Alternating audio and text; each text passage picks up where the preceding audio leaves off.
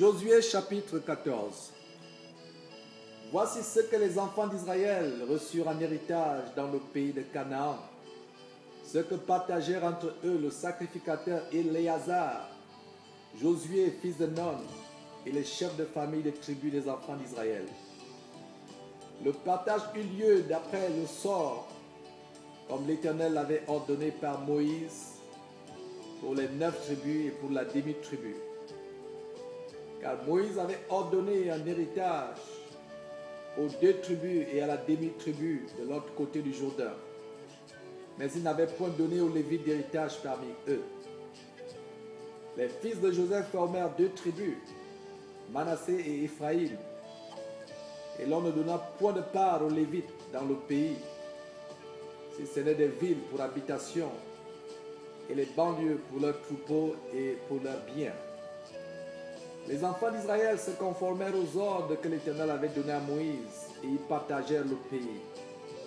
Les fils de Juda s'approchèrent de Josué à Gilgal et Caleb, fils de Jéphuné, le Kénisien, lui dit: Tu sais ce que l'Éternel a déclaré à Moïse, homme de Dieu, au sujet de moi et au sujet de toi, à Kades-Barnéa. J'étais âgé de 40 ans lorsque Moïse, serviteur de l'Éternel, m'envoya de Kades-Barnéa pour explorer le pays, et je lui fis un rapport avec droiture de cœur. Mes frères qui étaient montés avec moi découragèrent le peuple, mais moi je suivis pleinement la voie de l'Éternel mon Dieu.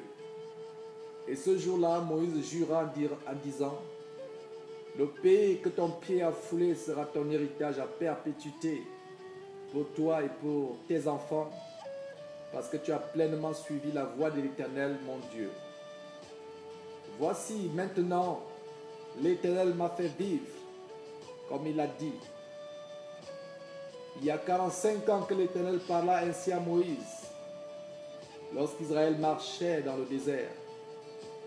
Et maintenant, voici, je suis âgé aujourd'hui de 85 ans. Je suis encore vigoureux comme au jour où Moïse m'envoya.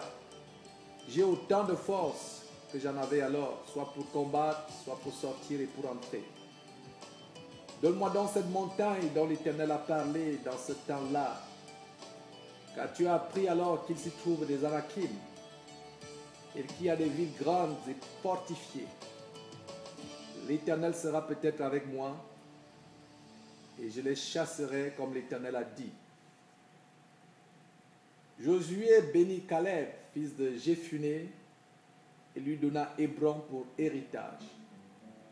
C'est ainsi que Caleb, fils de Jéphuné, le Kénisien, a eu jusqu'à ce jour Hébron pour héritage, parce qu'il avait pleinement suivi la voie de l'Éternel, le Dieu d'Israël.